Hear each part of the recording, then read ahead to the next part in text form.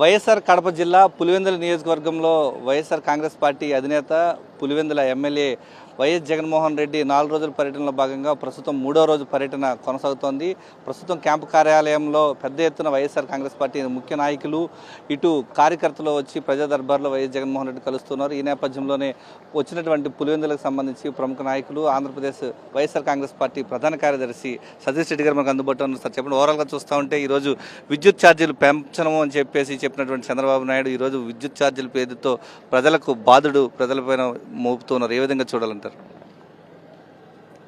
ఎన్నికల ముందు చంద్రబాబు నాయుడు గారు ఎక్కడికి పోయినా కూడా రోల్ బ్యాక్ చేస్తాము అంటే ఇప్పుడున్నటువంటి విద్యుత్ ఛార్జీలన్నీ కూడా అక్రమంగా పెంచారు, దాన్ని వెనక్కు తెచ్చేటువంటి రోల్ బ్యాక్ చేస్తామనేటువంటి ఒక పిలుపునివ్వడం జరిగింది. ఇటీవల కూడా మీరు చూస్తే తెలుగుదేశం పార్టీకి వెన్నెముకలైనటువంటి ఎల్లో మీడియాలో కూడా ప్రధానంగా జగన్మోహన్ రెడ్డి గారు తప్పు చేశారు, ఈ రాష్ట్రానికి సంబంధించి సెకీతో చేసుకున్నటువంటి ఒప్పందం ఏదైతే ₹2.49 ఆయన చేసుకున్నారో అది తప్పుబట్టి ఇది చాలా ఎక్కువ కొన్నారు, రాను రాను సోలార్ ఎనర్జీ కాస్ట్ తగ్గిపోతూ ఉంది, ఒక పక్క మనకు పవర్ అవైలబిలిటీ తక్కువ ధరకు దొరికితే ఎక్కువకి ఎందుకు చేశారని చెప్పేటి ఒక ప్రధానమైనటువంటి అభియోగము వాళ్ళ తెలుగుదేశం పార్టీకి సంబంధించినటువంటి ఎల్లో మీడియాలో ఈనాడు కానీ ఆంధ్రజ్యోతిలో కానీ చాలా ప్రముఖంగా ప్రస్తావించారు. నేను ఈరోజు చంద్రబాబు నాయుడు గారిని సూటిగా ప్రశ్నిస్తున్నా, నీకు పవర్ అవైలబిలిటీ, నీకు పవర్ కొనాలంటే తక్కువ ధరకు వస్తూ ఉంది, రాను రాను ఈ యొక్క నాన్ కన్వెన్షనల్ ఎనర్జీ పవర్ అంతా కూడా తగ్గుతూ ఉందని చెప్పి మీరే మాట్లాడారు, మీ పేపర్లోనే మాట్లాడుతున్నారు. ఒకవైపు అవైలబిలిటీ ఆఫ్ పవర్ తక్కువ ధరకు మీకు దొరుకుతూ ఉంటే ఎందుకు ఈరోజు ప్రజల మీద బాధలు మోపుతున్నారు, ఎందుకు రోజు రోజుకు పెంచుతున్నారు? డిసెంబర్ నెలలో కొంచెం పెంచారు, మాకున్నటువంటి సమాచారం ఏంటంటే జనవరిలో ఇంకా పెద్ద ఎత్తున ఈ యొక్క వడ్డింపులు ఉంటాయని చెప్పి తెలిసారు. కాబట్టి చంద్రబాబు నాయుడు గారు మీరు మాట్లాడే ముందు ఒకసారి ఆలోచన చేయండి, మీరు చెప్పినటువంటి హామీలు అమలు చేయండి, ధరను పూర్తిగా తగ్గించే ప్రయత్నం చేస్తామన్నారు, తగ్గించకపోతే వదిలిపెట్టు, కనీసం ఉన్నటువంటి ధరనైనా కొనసాగించండి, అంతేగాని ప్రజల మీద బాధుడు. ఈరోజు పోయిన నెల కొన్ని వేల కోట్లు అయితే ఈ జనవరి నెలాఖరికంతా 15,000 కోట్ల వడ్డన ప్రజల మీద పడుతుందని మాకున్నటువంటి సమాచారం. కాబట్టి ఇటువంటి ప్రజా వ్యతిరేక కార్యక్రమాలు తగ్గించండి, లేకుండా ఉంటే మీరు చేసేటువంటి అభియోగాలు సిక్కితో ఒప్పందం తప్పని చెప్పారు, జగన్మోహన్ రెడ్డి గారి మీద ఇష్టానుసారము బురద జల్లారు, ₹2.49 ఎందుకు, రాను సోలార్ పవర్ కానీ ఇవన్నీ నాన్ కన్వెన్షనల్ ఎనర్జీస్ అంతా పవర్ తగ్గిపోతున్నాయి, చాలా కాంపిటేటివ్గా ఉందన్నారు. మరి మీకు పవర్ మీకు తక్కువ ధరకు దొరికేటట్లయితే వినియోగదారులకు ఎందుకు మోస్తున్నారు? దీనికి వాళ్ళు సమాధానం చెప్పాలా, అసత్య ప్రచారాలు మానుకోవాలని చెప్పి హితవులు చెప్తున్నాను.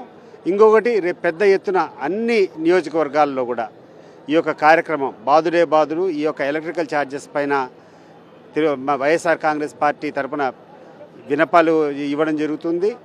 ఇదే కాకుండా జనవరి 3వ తారీఖున ఫీజు రీయింబర్స్మెంట్ గడిచిన సంవత్సర కాలంగా ₹1 కూడా ఈ యొక్క విద్యార్థులకు సంబంధించి డబ్బులు ఎక్కడే కానీ రాలేదు. ఒకవైపు జగన్మోహన్ రెడ్డి గారు అధికారంలో ఉండేటప్పుడు అమ్మఒడి కార్యక్రమం ద్వారా కుటుంబానికి ఒక వ్యక్తికి ₹15,000 డబ్బులు అందేది.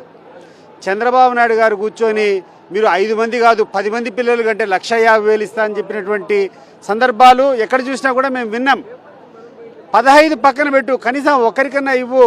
2014 సంవత్సరంలో ఇంతవరకు ఒక్కరికి కూడా అమ్మఒడి రాలే.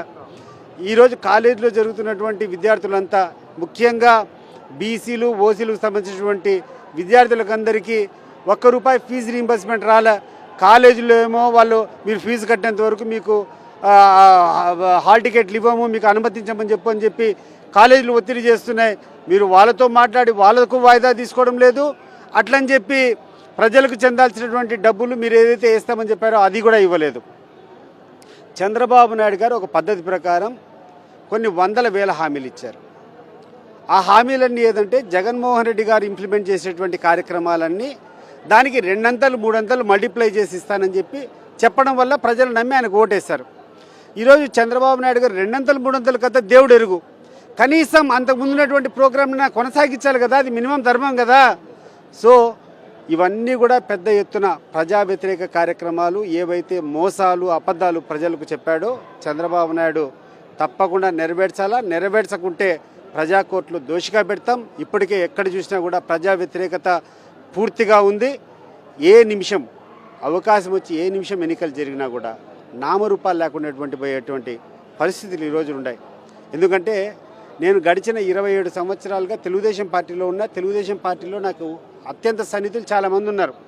అంటే వ్యక్తిగతంగా ప్రైవేట్ టాక్ చేసేటప్పుడు ఇది ఎత్తిపోయింది పార్టీ, ఇంకా రూపురేఖలు కూడా దొరకవు, నామరూపాలు కూడా లేవని చెప్పి పూర్తి తెలుగుదేశం పార్టీ నాయకులు నాకు సన్నిహితులు ప్రైవేట్గా మేము మాట్లాడేటప్పుడు సంభాషణ చేస్తూ వచ్చింది. కాబట్టి హామీలతో గద్దెనెక్కినటువంటి చంద్రబాబు నాయుడుకు ప్రజలు ఖచ్చితంగా బుద్ధి చెప్పేందుకు సిద్ధంగా ఉన్నారంటున్నారు. మోసపూరిత హామీలను కనీసం ఏదైతే జగన్మోహన్ రెడ్డి ఇచ్చినటువంటి హామీలను మించి 2 3 ఇస్తానంటూ ప్రజల్ని మోసగించినటువంటి చంద్రబాబు నాయుడు కనీసం 1% హామీనైనా అమలు చేయాలంటూ వైఎస్ఆర్ కాంగ్రెస్ పార్టీ ప్రధాన కార్యదర్శి సతీష్ రెడ్డి చెప్తూ ఉన్నారు. కెమెరామెన్ రాముతో విజయమూర్తి, సాక్షి టీవీ, పులివెందుల నుంచి.